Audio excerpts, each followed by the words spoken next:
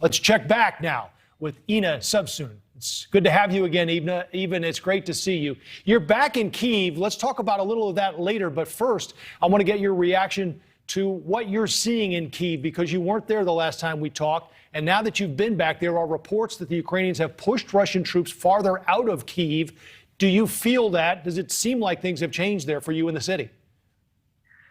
Well, the Russians are a bit further from the city compared to where they have been 2 weeks ago, but they're still relatively close. And right now, as we speak, we are midnight here in Kyiv, and just 20 minutes ago, we got the air raid alert, and we did hear some explosions northwest of the city. So the fightings are still taking place. It is still, well, relatively close. But of course, it's safe to know, it's rather safer to know that at least they're not moving into Kyiv, but they're being pushed further from the city. But they're still rather close, and we have to realize that this is, I don't want to be over optimistic, because we have to, to come to understanding that this might take longer than we want. But yeah, the dynamics is rather good around here in Kyiv. In Mariupol, of course, that would be a different dynamic that we're seeing. Well, now that you mentioned those two cities, Inna, let me ask you if you worry at all that what the Russians have done in Mariupol, they will do in Kyiv with these long-range missile strikes and essentially leave Kyiv in ruins. Well, frankly speaking, I don't think that is possible to the same extent as it was in Mariupol. Mariupol, from the beginning, was an easier target than Kyiv is. Well, first of all, Kyiv is much bigger. Kyiv has 4 million people. 2 million are still in the city. Kyiv has had more time to prepare for this invasion. Kyiv is simply bigger. It is not situated by the seaside. It doesn't have, because in Mariupol there was the Donetsk People's Republic really close, so it was easier to take it under siege. I do not see how Russians will have enough power to encircle, to blockade Kyiv, but they will definitely try to do as much damage as possible. And they keep on trying doing that. The buildings you are showing right now, that is actually in Kyiv, and there was one of the missiles hits just a couple of days ago.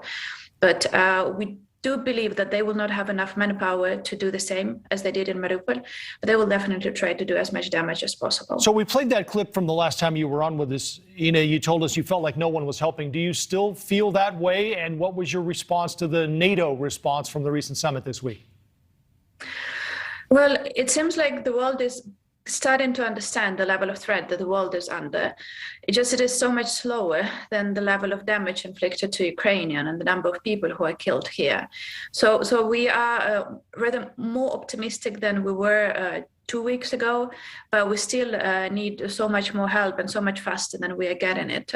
I mean, we are happy that we are getting lots of weapons from the West, but the weapons we are getting are mainly the grenade launchers, the manpads, but we still need more of armored vehicles, artillery, reconnaissance and targeting, and then of course those fighter jets that we have been asking from day one of the war.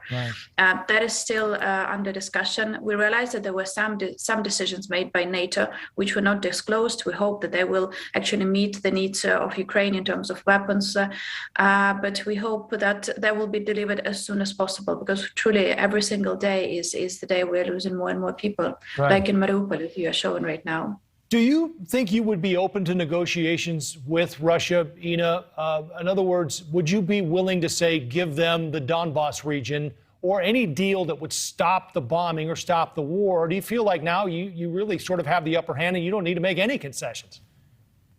Would you give up a single state in the US for such a deal? I don't think a single country should be making this decision.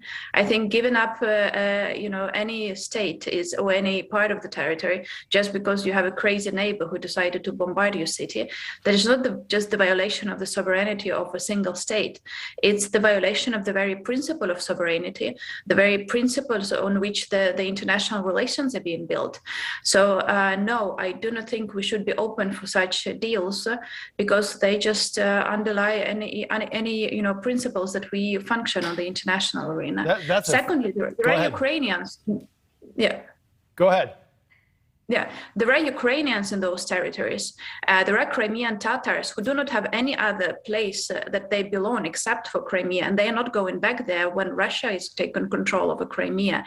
People's rights are being violated there. People are being abducted from there. Like, just saying that those people do not matter, that is would be irresponsible of the Ukrainian state. And what is even more important is making any deal requires trust in the person you are making a deal with. I don't think there is a single person in the world who would say they can trust what Vladimir Putin is promising to do or not to do.